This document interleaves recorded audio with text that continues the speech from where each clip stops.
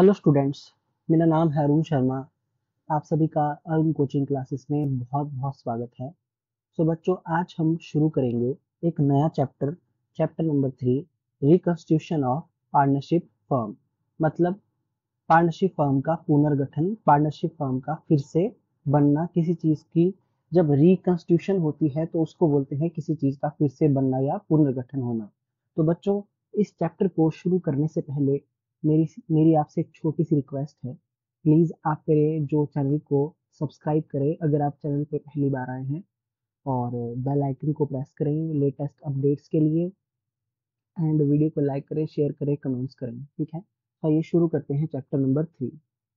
तो first of all हमारे पास यहाँ पे reconstitution of a partnership firm क्या होता है, इसका मीनिंग दिया गया है। देखिए, according to section 4 of the Indian Partnership Act 1932, partnership is the relation between persons who have agreed to share profits of a business firm, carried on by all or any one of them acting for all। ठीक है, तो बच्चों देखिए, यहाँ पे बताया गया है कि पार्टनरशिप होता क्या है। तो पार्टनरशिप क्या है? किसी किन्हीं पर्सन्स के बीच में एक रिलेशन होता है जो एग्री हुए हैं किसी बिजनेस फर्म के प्रॉफिट को शेयर करने के लिए। ठीक है, और वो जो बिजनेस फर्म है वो कैरी की जा रही है सभी के द्वारा, बाय ऑल या any one of them acting for all, या किसी एक पर्सन के द्वारा सभी के बिहाफ पे। ठीक है, so it means any change in existing agreement of partnership is a reconstitution of the firm. तो देखिए यहाँ पे क्या बोला गया है, इसका मतलब क्या है। इट मीन्स एनी, देखिए कि अगर कोई भी चेंज आता है पार्टनरशिप, किसमें? पार्टनरशिप के एग्रीमेंट में, यानी कि पार्टनरशिप में अगर कोई भी चेंज आता है तो उसको हम क्या बोलेंगे? उसको हम बोलेंगे reconstitution of partnership, reconstitution of firm. कि फर्म में क्या हो रहा है, फर्म का रिकंस्टिट्यूट हो रहा है, फर्म फिर से बन रही है, फर्म का फिर से जो है क्या हो रहा है, फर्म का पुनर्गठन हो रहा है। ठीक है बच्चों, किसमें चेंज आता है? एग्जिस्टिंग एग्रीमेंट ऑफ पार्टनरशिप में। As a result, existing partnership agreement comes to an end. तो देखिए इससे क्या होगा, अगर पार्टनरशिप एग्रीमेंट में चेंज आएगा तो पुराने एग्रीमेंट में चेंज आएगा तो जो एग्जिस्टिंग यानी कि जो पुराना पार्टनरशिप एग्रीमेंट था उसका एंड हो जाएगा, है ना। And new partnership agreement comes to in existence, और जो नया पार्टनरशिप एग्रीमेंट होगा वो एग्जिस्टेंस में आएगा। ओके,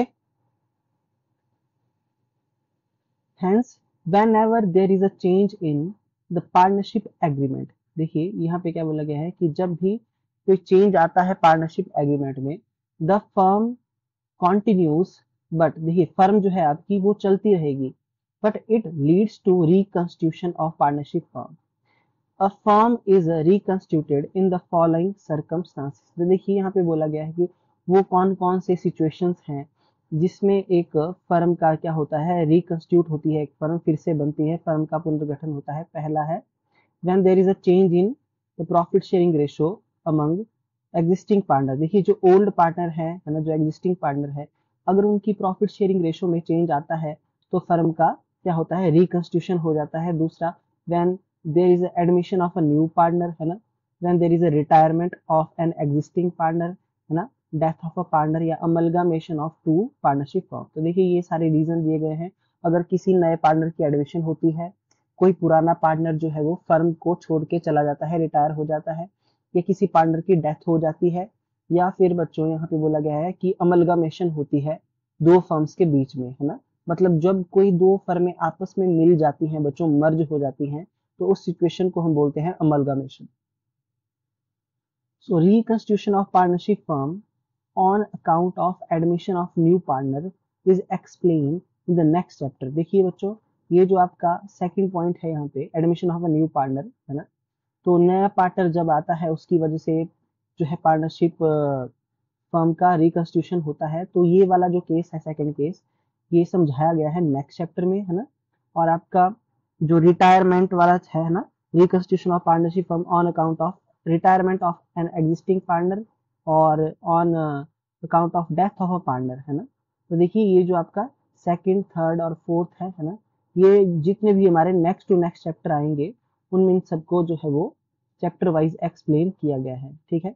फिलहाल इस चैप्टर में आप क्या पढ़ेंगे, ये जो पहला केस है यहाँ पे, when there is a change in profit sharing ratio between जो है एग्जिस्टिंग पार्टनर। अगर प्रॉफिट शेयरिंग रेशियो में चेंज आता है तो जो है आपकी क्या होता है, पुराना एग्रीमेंट खत्म हो जाता है और जो है वो नया एग्रीमेंट बनता है, ठीक है।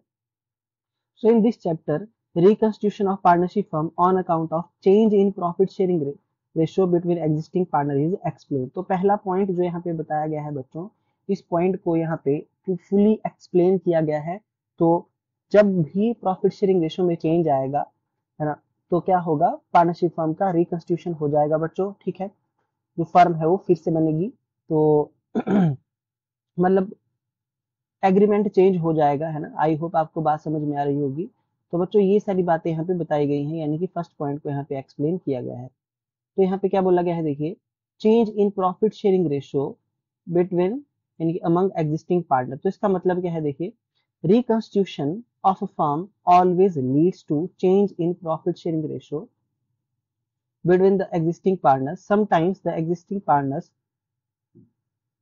Decide to change their profit sharing ratio. तो देखिए क्या होता है कि कई बार जो है पार्टनर्स, जो पुराने पार्टनर्स होते हैं, वो आपस में डिसाइड करते हैं कि वो प्रॉफिट शेयरिंग रेशियो को क्या करेंगे, चेंज करेंगे, है ना।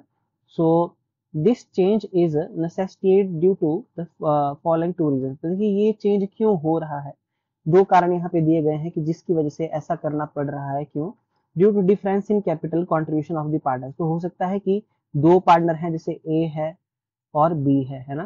तो हो सकता है कि जो बी पार्टनर ने ज्यादा कैपिटल का कंट्रीब्यूशन किया है ना, तो बी पार्टनर बोल सकता है कि प्रॉफिट शेयरिंग रेशियो को चेंज किया जाए। या due to active participation in management of the firm by some partner, है ना।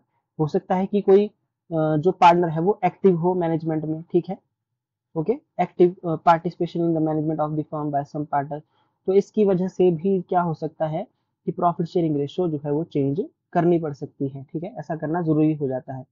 So as a result of change in profit sharing ratio, one or more of the existing partners may acquire extra share in profits at the cost of one or more of other partners।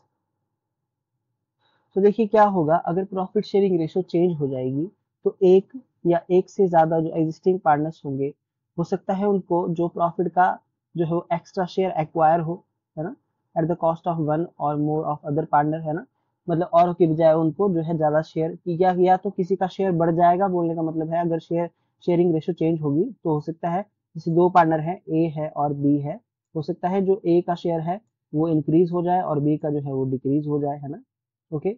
So in such a situation, in order to maintain equity among partner, देखिए partners के बीच में equity जो है बनाने के लिए, equity को maintain करने के लिए, it is necessary to make some adjustment which are as follow. तो कुछ एडजस्टमेंट हमको करनी पड़ सकती है जिनको यहाँ पे एक्सप्लेन नीचे किया गया है। तो देखिए क्या है, adjustments required at the time of change in profit sharing ratio. तो बच्चों देखिए आपको इसके बारे में पता होना चाहिए कि जब भी प्रॉफिट शेयरिंग रेशियो चेंज होती है पार्टनर्स की, तो कौन कौन सी एडजस्टमेंट्स हमको करनी पड़ सकती है। तो उन सबको यहाँ पे बताया गया है। When the profit sharing ratio of existing partners changes, there is a reconstitution of a partnership among the existing partners. So under such circumstances, the following aspects are to be dealt with in the books of accounts, है ना। तो देखिए रिकंस्टिट्यूटेड, जो रिकंस्टिट्यूटेड firm होगी उसकी books of account में ये सारे एक्सपेक्ट्स जो है हमको मतलब करने पड़ेंगे, है ना। देखिए क्या क्या करना पड़ेगा हमको, हमको जो है वो नई प्रॉफिट शेयरिंग रेशियो जो है कैलकुलेट करनी पड़ेगी। दूसरा, गेनिंग रेशियो और सैक्रिफाइसिंग रेशियो हमको कैलकुलेट करना पड़ेगा। गुडविल की वैल्यू, वैल्यूएशन ऑफ गुडविल, है ना, गुडविल की वैल्यू फाइंड आउट करना पड़ेगी और उसका जो अकाउंटिंग ट्रीटमेंट होगा वो भी जो है हमको करना पड़ सकता है, ठीक है। और एडजस्टमेंट्स करनी पड़ेंगी हमको रिजर्व और एक्यूमुलेटेड प्रॉफिट लॉसेस की, adjustments for revaluation of assets and liabilities, और adjustments of partners capital account, ठीक है बच्चों। तो ये सारी की सारी जो भी एडजस्टमेंट्स यहाँ पे बताई गई हैं, टोटल 6 एडजस्टमेंट्स हैं, इन सबको क्या करना पड़ेगा हमको, जो है वो मतलब इनको फाइंड आउट करना पड़ेगा, ठीक है बच्चों। ये सारी एडजस्टमेंट्स जो है हमको करनी पड़ेंगी जब भी प्रॉफिट शेयरिंग रेशियो चेंज होगी, ओके। तो इस तरीके से आपको एमसीक्यूज भी आ सकते हैं, ठीक है, आपको पता होनी चाहिए हर एक बात। तो देखिए यहाँ पे क्या बोला गया है, remember change in profit sharing ratio leads to dissolution of partnership. देखिए अगर बच्चों देखिए ध्यान से सुन लो मेरी बात को, अगर प्रॉफिट शेयरिंग रेशियो में चेंज आता है तो जो पार्टनरशिप है वो उसका डिसॉल्यूशन हो जाता है, मतलब उसका एंड हो जाता है, यानी कि फर्म का एंड नहीं होगा बच्चों, पार्टनरशिप जो पुरानी पार्टनरशिप होगी, ओल्ड पार्टनरशिप होगी, उसका एंड हो जाएगा, ठीक है। And not to the firm, देखिए फर्म का नहीं होगा, not of the firm, firm का एंड नहीं होगा, पार्टनरशिप का जो एग्रीमेंट था, पुराना एग्रीमेंट, वो खत्म हो जाएगा, है ना, because the existing partnership agreement ends, ठीक है, क्योंकि पुराना एग्रीमेंट क्या हो रहा है यहाँ पे, खत्म हो रहा है, and the new agreement comes into effect, और नया जो है वो नया एग्रीमेंट बनेगा, नया जो है वो एग्जिस्टेंस में आएगा, ठीक है, नया एग्रीमेंट। आई होप ये देखिए ये बातें जो है बड़ी जरूरी है, इंपॉर्टेंट है, आपको इन बातों का पता होना चाहिए। इन्हीं से जो है वो क्या बनते हैं बच्चों, इन्हीं से बनते हैं आपके एमसीक्यूज, ठीक है। अब देखिए यहाँ पे नेक्स्ट क्या बताया गया है, न्यू प्रॉफिट शेयरिंग रेशियो। देखिए न्यू प्रॉफिट शेयरिंग रेशियो, तो न्यू रेशियो फाइंड आउट करनी पड़ेगी, जैसे कि मैंने बोला आपको। तो बच्चों यहाँ पे बताया गया है, new profit sharing ratio is determine as agreed between all the existing partners. तो आपको सबसे पहले जो है वो नई प्रॉफिट शेयरिंग रेशियो कैलकुलेट करनी पड़ेगी, है ना। और दूसरा, new profit sharing ratio will be result in gain to some partners and loss to some other partners at the same time. तो देखिए जब भी हम नई रेशियो कैलकुलेट करेंगे तो हो सकता है कि एक पार्टनर को गेन हो जाए, उसका शेयर बढ़ जाए, जैसा कि मैंने आपको बताया, और अदर जो पार्टनर होंगे उनको लॉस हो जाए, यानी कि उनका शेयर जो है डिक्रीज हो जाए, ठीक है। तो ये सारी बातें फाइंड आउट करना पड़ेंगी, ओके। तो द पार्टनर हु गेन्स, देखिए जो जिस पार्टनर को गेन होगा, मस्ट कंपनसेट द पार्टनर, तो वो क्या करेगा, कंपनसेट करेगा उस पार्टनर को who losses due to change in profit sharing ratio in the form of goodwill. तो ठीक है, तो गुडविल की फॉर्म में जो है वो कंपनसेट किया जाएगा उस अमाउंट को, ठीक है, जितने का उसको लॉस हो रहा है अदर पार्टनर को, है ना। तो कौन करेगा, वो गेनिंग पार्टनर करेगा बच्चों, ठीक है। गेनिंग पार्टनर क्या करेगा, कंपनसेट करेगा किसको, सैक्रिफाइसिंग पार्टनर को, यानी कि जिसको लॉस हो रहा है due to change in profit sharing ratio in the form of goodwill, तो गुडविल की फॉर्म, ठीक है। तो बच्चों गुडविल को निकाला जाएगा, है ना, और जो शेयर कंपनसेट करना पड़ेगा उसको भी फाइंड आउट किया जाएगा। तो कैसे करना है मैं आपको बता दूंगा, ठीक है। अच्छा देखिए उसके बाद यहाँ पे क्या बोला गया है, determination of sacrificing and gaining ratio. तो बच्चों आपको जो है उसके बाद देखिए क्या फाइंड आउट करना पड़ेगा, सैक्रिफाइसिंग और गेनिंग रेशियो। तो जैसा कि मैंने बताया, जब भी आपका प्रॉफिट शेयरिंग रेशियो चेंज होगा तो एक पार्टनर सैक्रिफाइस कर सकता है ना, और गेन भी कर सकता है। तो बच्चों यहाँ पे जो फॉर्मूला आपके पास दिया गया है, मैं आपको सही बात बता देता हूँ कि ये जो फॉर्मूला है ये है सैक्रिफाइसिंग रेशियो का ही, है ना। गेनिंग रेशियो का जो फॉर्मूला होता है वो मैं आपको अलग से बताऊंगा, ठीक है। पर यहाँ पे ओब्लिक लगा के गेनिंग रेशियो भी लिख दिया है ना, तो हम ऐसा नहीं करेंगे, ठीक है। तो मैं अपने तरीके से आपको बताऊंगा, ठीक है बच्चों। ये जो फार्मूला है आपका, ये ओनली किसका है, ये सिर्फ और सिर्फ सैक्रिफाइसिंग रेशियो का फॉर्मूला है, ठीक है। सो पहले फॉर्मूला पढ़ लेते हैं हम। देखिए तो ये सैक्रिफाइसिंग रेशियो का फॉर्मूला है old profit share minus new profit share, यानी कि old share minus new share. आप इसको नोट डाउन कर लीजिए, ये सैक्रिफाइसिंग रेशियो का फॉर्मूला है। तो यहाँ पे क्या लिखा गया है देखिए, when the partners decide to change in their profit sharing ratio, then the new profit sharing ratio may result in gain to some partner, है ना। मतलब जब भी पार्टनर डिसाइड करेंगे कि हाँ भाई प्रॉफिट शेयरिंग रेशियो में चेंज करना है, तो जो न्यू प्रॉफिट शेयरिंग रेशियो जो आएगी उसकी वजह से क्या होगा कि हो सकता है एक पार्टनर को गेन हो जाए और दूसरे पार्टनर को लॉस हो जाए, है ना, सेम टाइम पे। तो it is important to determine the sacrificing and gaining ratio. तो हमारे लिए यह क्या जरूरी हो जाता है कि जब भी प्रॉफिट शेयरिंग रेशियो में चेंज आएगा तो हम सैक्रिफाइसिंग और गेनिंग रेशियो को फाइंड आउट करें। The ratio of surrender of profit share and gain of profit share is called sacrificing and gaining ratio, ठीक है। Ratio of surrender of profit share, तो देखिए जो रेशियो ऑफ सरेंडर, है ना, surrender of profit share, तो देखिए जिस रेशियो में पार्टनर्स अपने शेयर को क्या करेंगे, सरेंडर करेंगे, है ना, उसको हम बोलेंगे सैक्रिफाइसिंग रेशियो। और the ratio of gain of profit share, और जिस रेशियो में पार्टनर्स को गेन हो रहा होगा वो होगी गेनिंग रेशियो। ठीक है। तो आपके पास जैसे कि मैंने बोला ये सैक्रिफाइसिंग रेशियो का फॉर्मूला है old share minus new share, है ना। तो गेनिंग रेशियो का फॉर्मूला क्या है बच्चों, तो देखिए मैं आपके सामने यहाँ पे गेनिंग रेशियो का फॉर्मूला लिख रहा हूँ। तो आप जो है गेनिंग रेशियो का फॉर्मूला लिख लीजिए। गेनिंग रेशियो का फॉर्मूला है new share minus old share.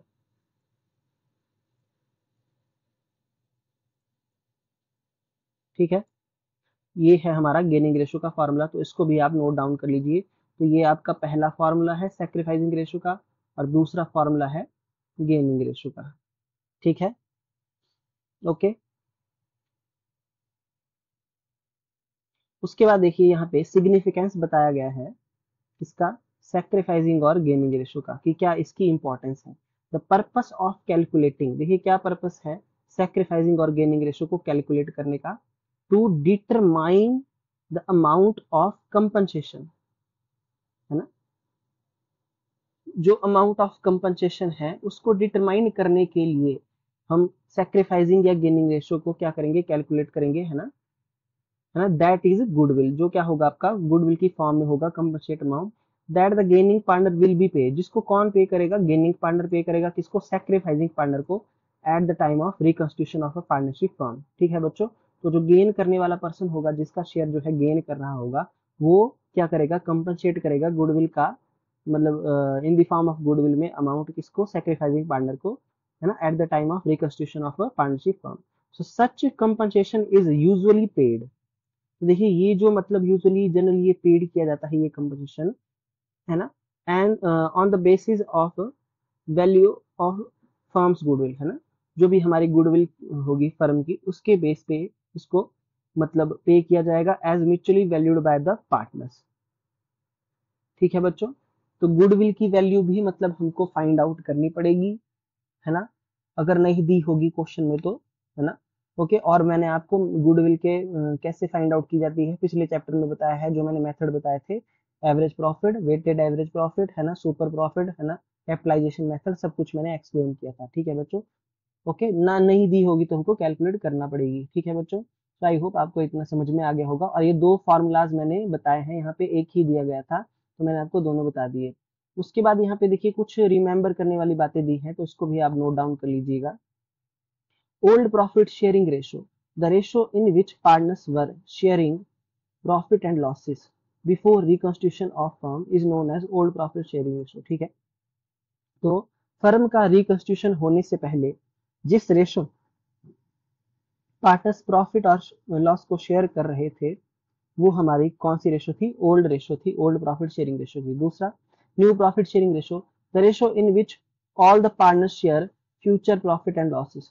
ठीक है, सो वो रेशो जिसमें सभी पार्टनर्स क्या करेंगे, फ्यूचर के प्रॉफिट्स और लॉसेस को क्या करेंगे, शेयर करेंगे। ठीक है, तो तीसरा है सैक्रिफाइसिंग और gaining ratio, at the time of change is profit sharing ratio with mutual consent some partners may gain and other partner may loss. देखिए यहाँ पे क्या बोला गया है सैक्रिफाइसिंग और गेनिंग रेशियो के बारे में, कि जब भी प्रॉफिट शेयरिंग रेशियो में चेंज आएगा बच्चों, है ना, तो वो जो चेंज होगा वो म्यूचुअल कॉन्सेंट से होगा, मतलब आपसी सहमति से होगा, है ना। कुछ पार्टनर हो सकता है गेन कर जाएं और कुछ को लॉस हो, यानी कि सैक्रिफाइस करना पड़े, है ना। So the ratio between gain and loss is called sacrificing और गेनिंग रेशियो। ठीक है, तो मैंने आपको यहाँ पे बोल भी दिया है, ratio of surrender of profit share, है ना, is called sacrificing ratio, and ratio of gain of profit share is called gaining ratio. ठीक है, उसके बाद यहाँ पे देखिए सैक्रिफाइसिंग पार्टनर कौन होता है, who is sacrificing partner, the partner whose share in profits decreased. ठीक है, देखिए जिस पार्टनर का शेयर क्या हो रहा है, प्रॉफिट का डिक्रीज हो रहा है due to change in profit sharing ratio, profit sharing ratio में चेंज आने की वजह से।